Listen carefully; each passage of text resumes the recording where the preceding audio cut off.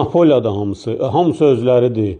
Bax, qardaş yazıb ki, elləri var ki, deyəndə ki, filan obyekt açaq, sırazı deyir ki, monopoliyadır, imkan verməzlər.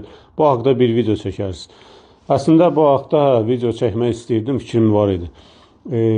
Bu deyənlərin bir hissəsi təbii ki, doğrudur. Yəni, ölkə başçısı öz çıxışında deyib ki, ölkədə insarçılıq falan var. Amma məsələn, bir çox sahədə onlar tənbəllikdən deyir və yaxud heç cəhd etməyiblər və yaxud pessimistlər.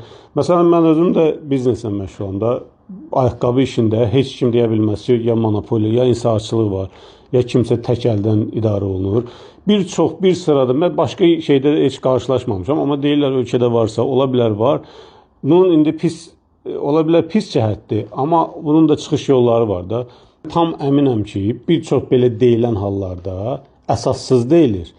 Hətta belə hər hansısa biznes, yəni əsassız deyilir, yəni özləri heç cəhd etməyib, sadəcə tənbəllikdən deyirlər. Girişsələr heç də qarşılaşmazlar da. İndi söhbət Azərbaycandan gedir.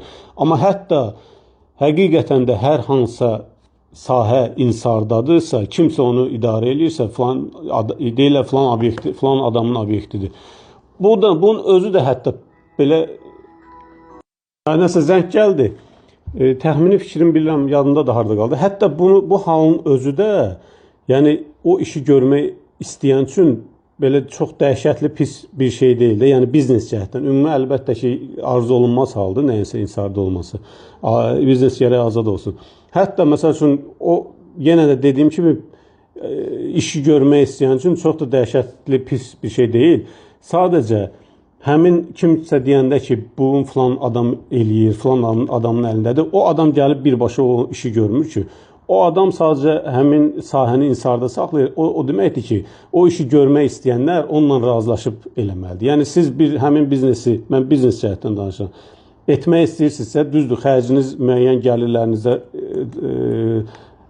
tam sizə çatmaya bilər, amma yəni həmin işi yenə də qorxmadan həmin adamla razılıq əldə edib görə bilərsiniz. Bir sistem ki, işləkdir, yəni sona nəticəyə gəlib çıxmaq olur ki, müəyyən işləri görüb, hansısa xərcləri artırıb, yenə də gəlir əldə edə bilərsiniz.